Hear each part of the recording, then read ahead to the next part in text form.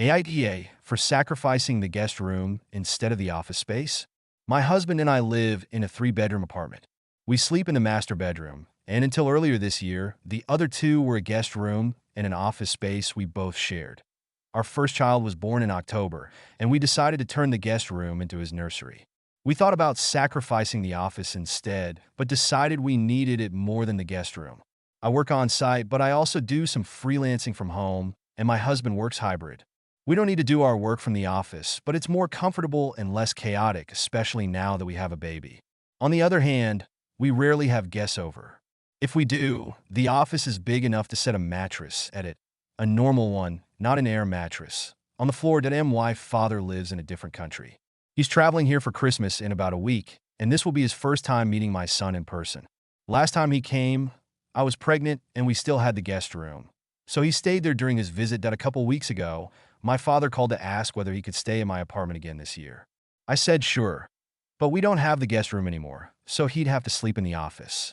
He asked what I meant, and I told him we'd turned the guest room into the baby's nursery, that he then asked why I hadn't gotten rid of the office instead. I explained my and my husband's reasoning. My father got annoyed and said, "Whatever, I'll get a hotel," before hanging up on me. The next day, my father texted me. He said it was selfish and inconsiderate of me and my husband to keep an office we don't actually need over a room to properly house potential guests. He added that he didn't raise me to be such an awful hostess, and it's insane of me to think people would be okay sleeping on a mattress on the floor that MY's sister is siding with my father. And I'm starting to doubt myself here. AITA? Hey everyone. My father flew home on Thursday, so I feel pretty good about writing an update now. First of all, I have read most of your suggestions for rearranging my home to make it more suitable for guests: Murphy beds, futons, sleeper sofas, having a guest room with a desk instead of an office, etc. And while I appreciate your advice, most of them would not work. We don't have the space for a pull-out couch, can't budget for a Murphy bed, and need more than just a single desk as an office. That said, my husband and I are looking into getting a small futon. Secondly, my father did end up staying at a hotel, but not without reluctance. That I didn't really express this in my original post, but I feel like my father's annoyance about this had more to do with his expectations of me as a person than of my home. He's always expected me to prioritize others, even when it was uncomfortable or inconvenient for me.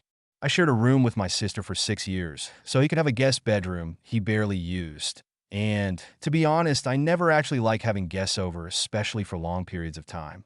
My father always loved hosting other people, but I always found it exhausting and uncomfortable.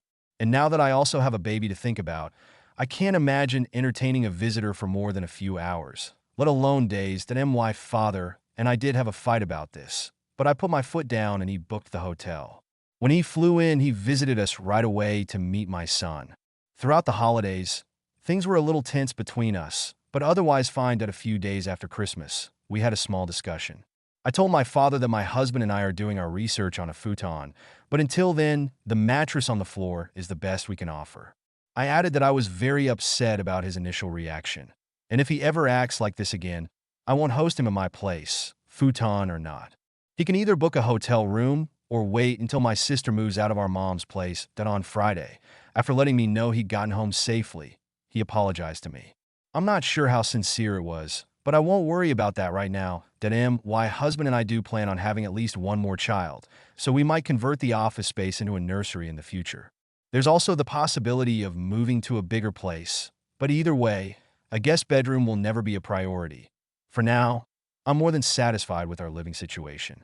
I'm also glad we were able to deal with this peacefully, and my son's first Christmas was perfect. Thanks everyone. Happy 2025.